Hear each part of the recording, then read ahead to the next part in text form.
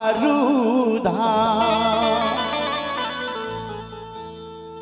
स्वर्गस सुंदर भैया हायापन मिथिला लेकिन अहाँ के गांव के लिए कहब स्वर्गस सुंदर के बहिनी गयापन रमौली गा स्वर्ग से सुंदर भैया अपन रमौली गा घूमी अलो सहारा नगरिया घूमलो चारू धाम घूमी अलो सहारा नगरिया घूमलो चारू धाम स्वर्ग से सुंदर भैया अपन मिथिला धाम स्वर्ग से सुंदर भैया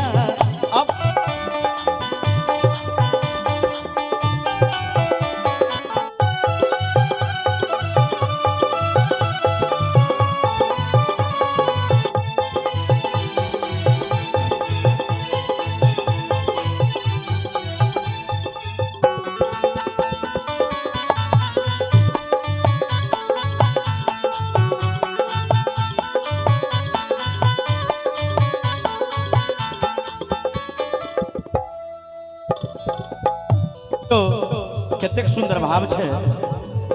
सिया जता के भैया आ घर जनकपुर धाम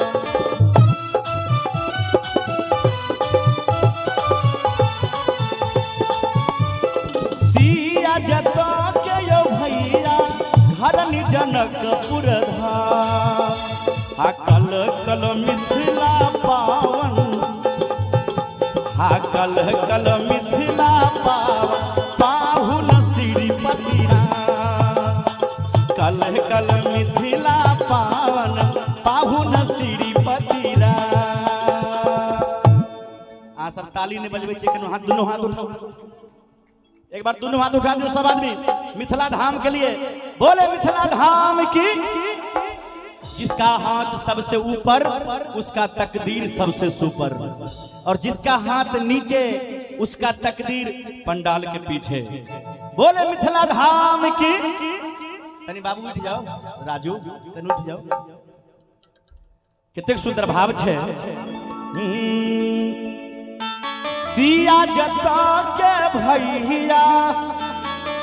घर जनकपुर धाम निक लगे छे सबके आनंद आबै छे ने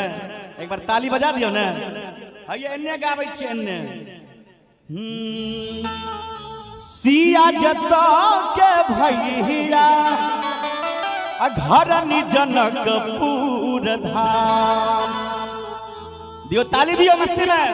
कल कल मिथिला पावन कल कल मिथिला पावन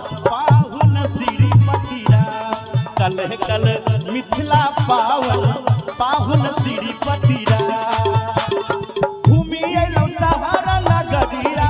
घूमलो चारू धाम घूमी अलो सहारा नगरिया घूमलो चारू धाम की पिसा गर्मी ज्यादा लगे छ कि अहूँ सबके गर्मी लगे छै हमरो गर्मी लागैया जी बोले मिथिला धाम की साचे दरबार की घूमी अलो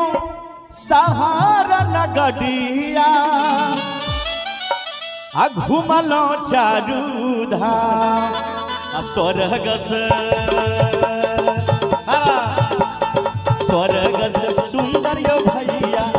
अपन मिथिला धाम स्वर्ग से सुंदर भैया अपन मिथिला धाम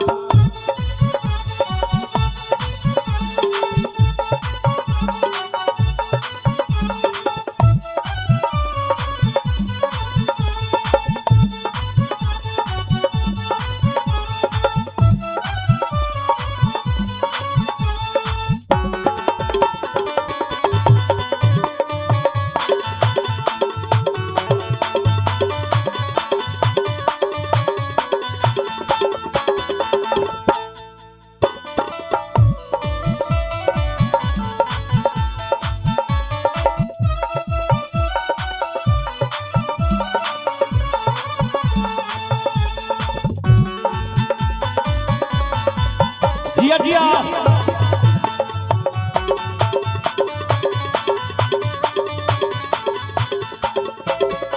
सेवक से नहीं आयो भैया शंभू गावैगा